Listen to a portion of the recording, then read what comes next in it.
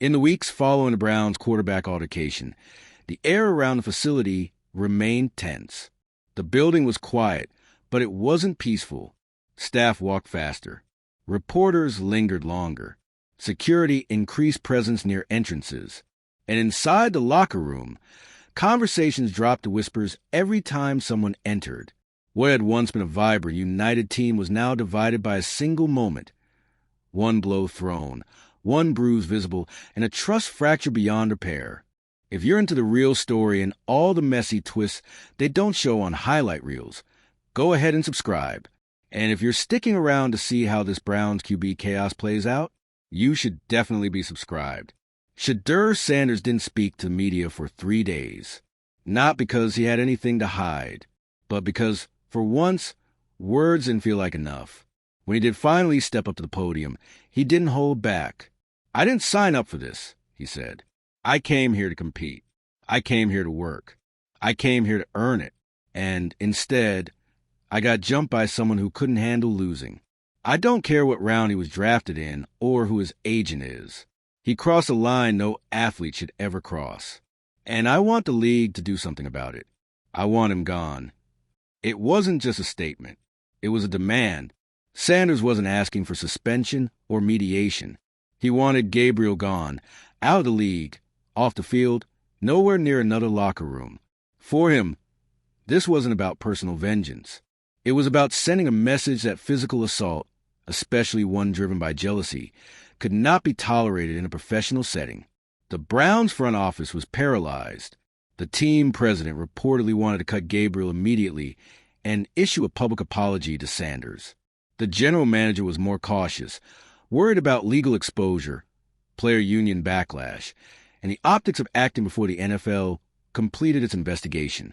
Head coach Ben Callaway, who had only recently won over the locker room after a turbulent 2023 season, found himself caught between loyalty to Sanders and a desire to avoid splintering the team further. Privately, players were taking sides.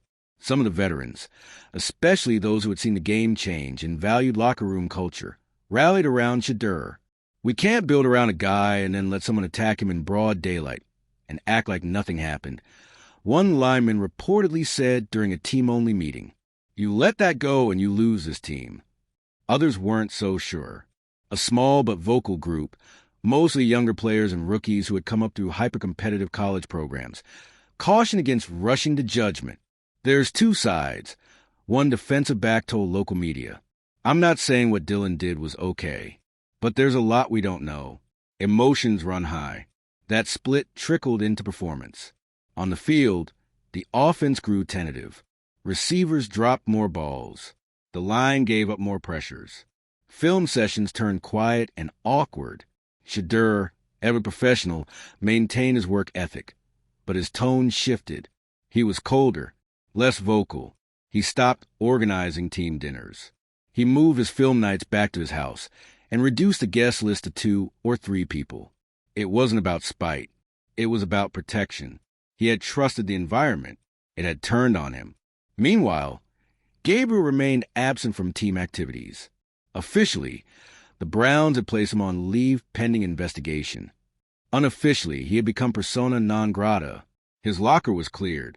His name scrubbed from team practice notes. His absence felt less like a suspension and more like exile.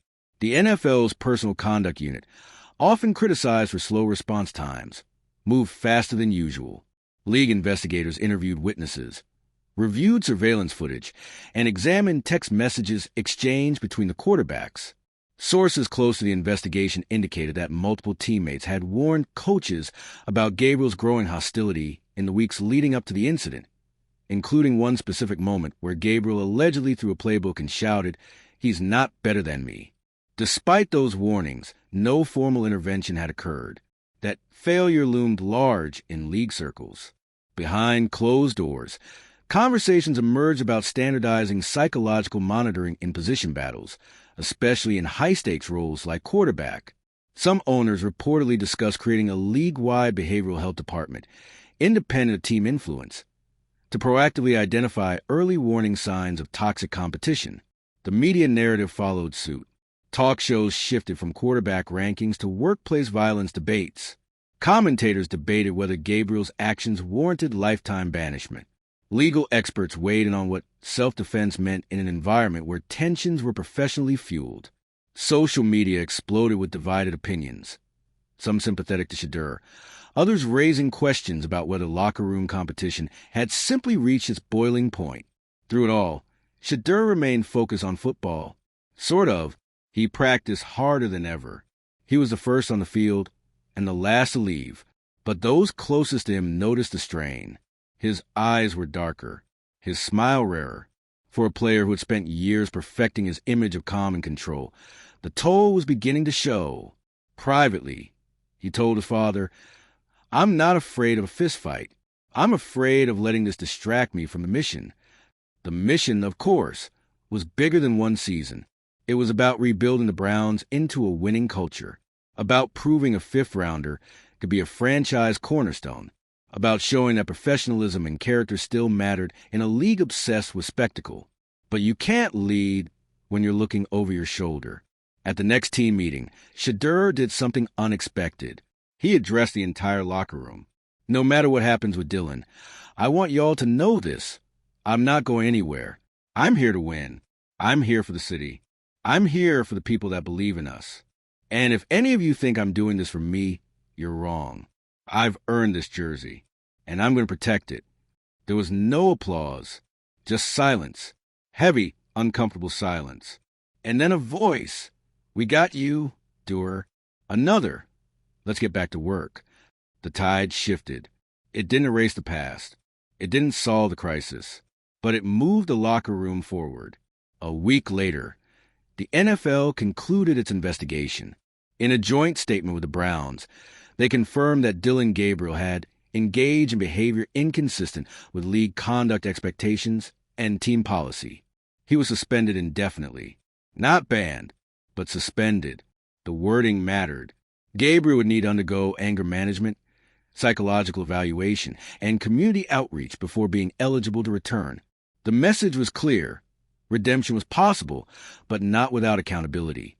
For Sanders, the punishment felt incomplete, but he accepted it. "Closure doesn't always come in the form you want," he told reporters. "But I'm satisfied knowing we stood for something." As the season resumed, the Browns rallied around their young quarterback. On the field, the offense found rhythm again. Off the field, players held voluntary team-building sessions. Coaches instituted new conflict protocols, including mandatory mediation for position group disputes. Mental health resources were made more visible. Players used them. And Shedeur? He kept rising. He didn't lead the league in passing yards or touchdowns, but he led in something more important: stability, confidence, grace under fire. He reminded people what leadership looked like. As the dust finally began to settle in Berea, something strange began happening inside the Cleveland Browns headquarters. People started believing again. It wasn't immediate. The tension didn't dissolve overnight. But where there had been silence, players started talking again. Where there had been division, meetings began to feel united. And behind it all was Shedeur Sanders. Not because he asked for the role, but because he proved he was willing to carry it, bruises and all. There's something uniquely powerful about a quarterback who doesn't just command huddles, but holds together a fractured locker room. In the weeks following Dillon Gabriel's indefinite suspension, Sanders did everything an NFL team could ever want from its leader. He didn't celebrate the outcome. He didn't fuel more headlines. Instead, he poured himself into film, stayed late to work with rookies, and quietly rebuilt trust one rep at a time. His message was consistent, whether spoken or unspoken. "This isn't about me. It's about us." The Browns, long haunted by instability at the quarterback position, began to feel something new: certainty, confidence, clarity. The players no longer wondered who would lead them into week one. They knew, and more importantly, they wanted it to be him. Sanders' control of the offense evolved daily. The timing with receivers sharpened. The line responded to his cadence. His play-action fakes became so crisp that even the defense admitted to biting on occasion. But it wasn't just the physical development. It was his total command of the game's rhythm. During scrimmages, He began audibling out of blitzes and changing protections pre-snap, behaviors usually reserved for seasoned veterans. His ability to diagnose coverages and redirect routes in real time turned practice into symphonies of execution. Coaches watched and took note, not just of his arm, but his presence. One day after practice, offensive coordinator Mike Tolman pulled him aside. "You know what separates a guy who throws the ball well from a guy who wins games?" he asked. Shedeur wiped sweat from his brow. "Timing." Tolman shook his head. "Trust. Between you and every man in that huddle." Shedeur nodded. He understood. He wasn't just earning reps. He was earning faith. Meanwhile, the front office was preparing its next move.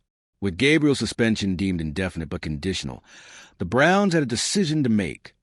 Wait out the process, hoping for reintegration, or cut ties and move forward. Ownership, still shaken by the negative press and internal backlash, leaned heavily toward the latter. "There's no path back," one executive said privately. "Not with this team. Not with this quarterback." And so, less than 3 months after being drafted, Dillon Gabriel's time with the Cleveland Browns quietly came to an end. The team released him under a broad, conduct detrimental to team clause. There was no press conference, no farewell statement, just a cold line in the NFL transaction wire. It was over that night. Shedeur sat alone in the film room long after the building had emptied. He scrolled through cut-ups, pausing on blitz packages, studying edge contain, rewinding throws from other rookies around the league. He wasn't happy. Not exactly. But he was resolute. That weekend, the Browns traveled to Indianapolis for their second preseason game. All eyes were on Sanders. He was no longer sharing reps, no longer the presumed starter. This was his team, and he delivered. The numbers weren't flashy, 13 of 18 for 146 yards and a touchdown, but the poise was unmistakable. He took hits and popped up. He threaded passes between zones. He extended plays without panicking. Most importantly, he commanded the huddle like a 10-year vet. After the game, reporters flooded him with questions. Was this a statement game? Did he feel vindicated? He gave the same answer each time. "It's just football." But his teammates saw through the modesty. In the locker room, Jerry Jeudy walked up and slapped his shoulder pads. "QB1, he grinned. The nickname stuck. Fans began showing up to practice wearing QB1 shirts. The team store ran out of Sanders jerseys 3 times in 2 weeks. His face was suddenly plastered across downtown banners, nestled between Myles Garrett and Nick Chubb. The city had its guy. But Shedeur never lost focus. He knew popularity was fleeting. The only thing that kept you in this league was performance. And so he kept grinding. He worked with his offensive line after practice to fine-tune silent snap, counts for noisy away games. He studied red zone tendencies late into the night. He watched old Tom Brady and Drew Brees footage, scribbling notes about pre-snap eye manipulation.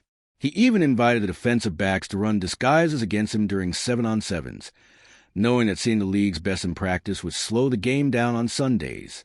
Every day, he got a little better, and the team followed. The Browns entered the season with one of the league's toughest schedules.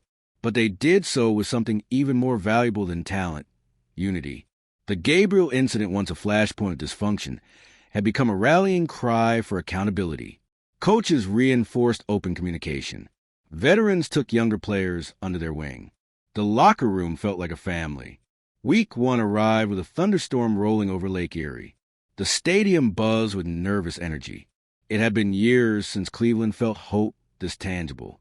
As Sanders jogged out of the tunnel, leading the offense, a roar erupted that echoed to the metal and concrete like a war drum. He looked up, saw the banners, the signs, the sea of brown and orange, and he nodded. Then he played. By halftime, he had thrown 2 touchdowns, one a 40-yard strike over the middle to Amari Cooper, the other a slick rollout toss to David Njoku in the corner of the end zone. He scrambled for first downs. He protected the ball. He looked ready. The Browns won 24-17. After the game, Coach Callaway said only 6 words. "That kid is a real deal." The national media started to pay attention. Talk shows buzzed about the Browns' transformation. Analysts dissected every throw, every audible. Fans across the league, especially in cities still unsure about their quarterback situations, began asking, how did this kid slip to the fifth round? Some chalked it up to luck. Others called it a masterstroke by the Browns scouting department. But those inside the building knew better. It wasn't luck. It was leadership, grit, accountability, and belief. Over the next few weeks, Shedeur continued to prove himself. He wasn't perfect. He threw picks. He missed reads. But he never pointed fingers. He never folded. And every setback became a lesson he absorbed like a sponge. The Browns sat at 4-2 heading into their bye week, one of their best starts in a decade. And still, Sanders kept working. He spent his bye week flying to Dallas to train with his father. The cameras stayed off. It was just drills, timing, corrections, more work. When he returned, his footwork was sharper, his pump fakes quicker. He looked even more dialed in. The locker room noticed. By mid-season, no one questioned who led the team. He wasn't just QB1. He was the franchise. The Browns were winning. But more than that, they were stable. They had an identity. They had hope. And at the center of it all was a kid who had walked into a firestorm, kept his cool, and emerged as the face of a new era. By week 9, the Cleveland Browns were no longer an underdog story. They were a threat. With a 6-2 record, powered by a rookie quarterback who played like he'd been in the league for years, the team found itself not just in playoff contention, but in the middle of a legitimate run at the AFC North crown. And that reality came with new stakes, higher scrutiny, sharper expectations. And for Shedeur Sanders, it meant stepping into the hardest role in football, sustaining success. The locker room had changed. No longer the quiet undercurrent of tension that lingered early in camp. It was now a place of measured optimism and growing belief. Players weren't just fighting for jobs. They were chasing wins. And while Shedeur remained the steady heart of it all, even he began to feel the gravitational weight of what was building around him. It began subtly. A receiver missing a hot route adjustment and turning toward the sideline, not the quarterback, for answers. A defensive player openly questioning offensive play calls in film review sessions. Coaches getting snippy in meetings. Nothing dramatic, but the small signs of strain that accompany winning in a league built on thin margins. Winning hides flaws, but it also exposes pressure points. After a close win against the Ravens, sealed by a last-minute field goal, Shedeur sat alone in the training room long after his post-game obligations were over. The victory had been ugly. He had thrown 2 picks. One came on a misread blitz, the other on a mistimed slant route where his receiver slipped. The press had still praised his resilience, but he felt the creeping doubt behind every question. Was this just rookie regression? Can he handle the grind of a full season? Is Cleveland peaking too early? That night, he called his brother. "You good?" came the voice on the other end. Shedeur hesitated. "Yeah," he said. "Just feel like I'm breathing through a straw." They talked for an hour, mostly about nothing, music, family, old college stories. But by the end of the call, something in Shedeur had lightened. He knew this feeling. He'd felt it before at Jackson State, when the media circus first followed him, at Colorado, when doubters resurfaced, at the Combine, when scouts tried to categorize him as a system quarterback. Pressure was just fuel. If he remembered that, he'd never burn out, so he got back to work. He met with his offensive line twice a week outside of practice, going over cadence variation and blitz pickup. He bought his receivers dinner every Thursday. Part tradition, part film review disguised as bonding. He even worked with the running backs to fine-tune mesh point footwork, ensuring that their run fakes were crisp enough to freeze linebackers. And it worked. By week 12, the Browns were 9-3. Shedeur's interception rate had dropped to one of the lowest in the league. He wasn't just playing well. He was managing games like a 10-year vet, throwing away when needed, sliding to avoid unnecessary hits, taking the checkdowns instead of forcing highlight throws. The media narrative shifted. Rookie of the Year favorite. Dark Horse MVP? The most composed rookie QB since Russell Wilson. But with every accolade came more weight. His face dominated pre-game graphics. His sound bites were looped across national talk shows. His jersey became a fixture at opposing stadiums. Not just Browns fans, but curious football fans wearing Sanders' number to watch something they hadn't seen before. A young quarterback who seemed unbothered by the noise. But it wasn't that he didn't hear it. He just didn't let it in. In private, he remained laser-focused. One night, he spent 3 hours breaking down a single defensive coverage concept the Steelers used on 3rd and long. Another, he stayed after practice to throw 100 go routes with the backup receivers, just in case they were ever called up. His coaches marveled at his discipline. Still, challenges loomed. Week 13 brought a Sunday night football matchup against the defending AFC champions. It was Cleveland's first primetime game of the year, and the nation's first real look at Sanders under the biggest lights. All week, the pressure built. ESPN teased the matchup as the arrival or unraveling of a rookie star. His opponent? A brash, established quarterback known for post-game trash talk and elite-level play. The stadium was deafening at kickoff. First drive, 3 and out. Pressure collapsed the pocket before Sanders could hit his second read. Second drive, it dropped 3rd down pass. Punt, he felt the weight of 70,000 fans growing anxious. Felt it in the eyes of his linemen between plays. Felt it in the headset as his coach whispered, "Stay calm. Let the game come to you." And then mid-second quarter, something clicked.